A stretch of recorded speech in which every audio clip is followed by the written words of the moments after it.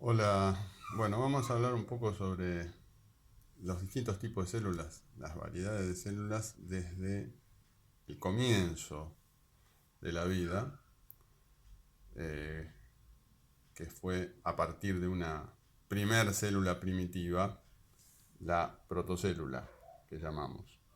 Según la hipótesis del origen de la vida de Oparin, la hipótesis quimiosintética, en la Tierra primitiva, que en un principio era una bola incandescente, que no tenía atmósfera, con el tiempo fue reteniendo gases para formar una atmósfera propia, que es muy diferente a la atmósfera que conocemos hoy en día. Esa atmósfera primitiva no tenía oxígeno, era sin oxígeno, y tenía gases tóxicos. A su vez, había muchas tormentas y eso provocaba reacciones químicas en esa atmósfera que formó las primeras moléculas orgánicas sencillas, que así lo llamó Parín, que con la lluvia cayeron a los océanos primitivos para formar en las costas de esos océanos el que llama él como caldo primitivo. En el caldo primitivo siguieron haciéndose reacciones químicas hasta llegar a una formación que tenía una membrana que retenía dentro las moléculas orgánicas que ya eran más complejas, y eso derivó luego, al adquirir una capacidad para reproducirse, porque empezó a tener un ADN propio, la primer célula o protocélula, el primer ser vivo. ¿Cómo era ese primer ser vivo? Según esta hipótesis, que es la más aceptada, era procariota, no tenía núcleo, era anaerobio, porque no había oxígeno, no podía respirar de otra forma, y era heterótrofo, porque tenía que alimentarse comiendo del exterior. ¿Qué sucedió con esa primer célula que ocurrió hace 3.800 millones de años? Comenzó a reproducirse y a dar descendencias que a través de muchos años, millones, miles de millones de años, fueron generándose cambios, evoluciones. Las células que iban descendiendo no eran necesariamente iguales, adquirían algunos cambios y dentro de esos cambios aparecen algunos que dan origen a lo que se conoce como las arquibacterias o archibacterias, muy similares a la protocélula. Seguían siendo procariotas, anaerobias y heterótrofas. Estas arquibacterias dominaron los mares antiguos durante miles de millones de años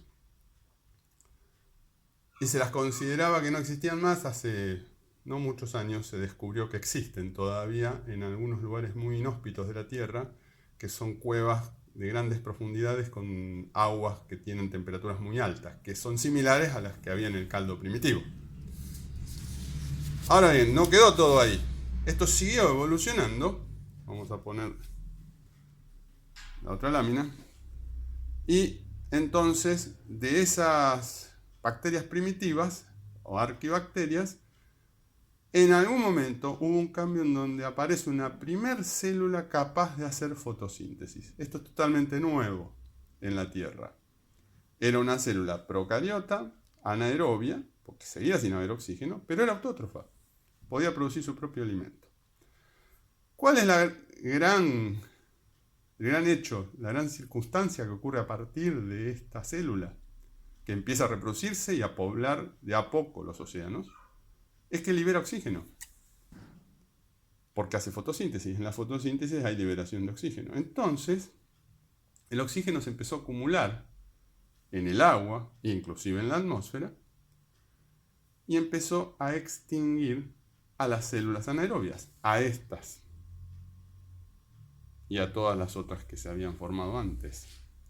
De a poco, inclusive esta, empezaron a encontrarse con un ambiente que le era desfavorable, porque tenía oxígeno. El oxígeno para estas era tóxico, porque no lo podían usar.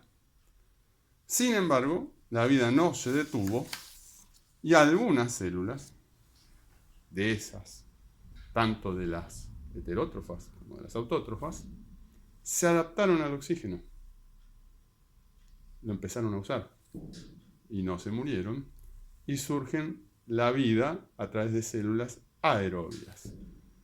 Este paso de las células anaerobias que tenemos allá arriba a las células aerobias que aparecen ahora provocó la primera gran extinción sobre la Tierra. Todas esas células anaerobias, las primeras, desaparecen, esto tarda muchos años, millones, y quedan dominando los mares. Estamos siempre hablando del agua, todavía la vida solo era en el agua. Aparecen entonces las células aerobias, dentro de las cuales hay dos grandes tipos de células aerobias que poblaban en ese entonces, unas que eran entonces procariotas, seguían siendo procariotas y sin núcleo, pero ahora aerobia, y heterótrofas, y la otra que era procariota también, sin núcleo, aerobia, ya respiraba oxígeno, pero autótrofa, podía hacer fotosíntesis. ¿En qué derivaron estas células después de seguir evolucionando y haciendo cambios? Bueno, esta célula, la procariota aerobia y heterótrofa, es la que da origen a las bacterias actuales. Y esta otra, la procariota aerobia y autótrofa, es la que da origen a lo que se llaman algas verde azuladas o cianobacterias, que se la conoce así, que existen también en la actualidad y son tan importantes para la vida de la Tierra porque liberan oxígeno y mantienen el equilibrio en el agua y en la atmósfera. El oxígeno se regula entre el agua y la atmósfera para mantenerse siempre en los niveles similares.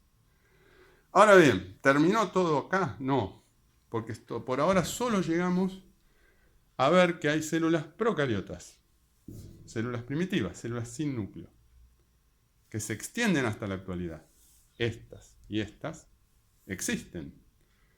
Pero sin embargo hubo otros cambios muy importantes para el resto de los seres vivos que conocemos hoy en día, que es el surgimiento, la aparición de las primeras células eucariotas, es decir, células con núcleo. Y acá lo que ocurre, a través de un proceso que se va a explicar luego, no en esta clase, es que se forman dos tipos de células eucariotas principales. Una que tiene núcleos, es eucariota, aerobia, ya no hay más células anaerobias, y es heterótrofa, es decir, tiene que alimentarse ingiriendo comida del exterior.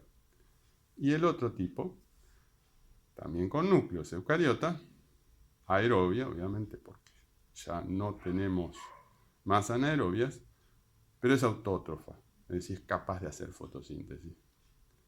Esta célula es la que deriva luego en lo que se conoce como reino de plantas y también obviamente las algas que podrían incluirse dentro de este mismo grupo.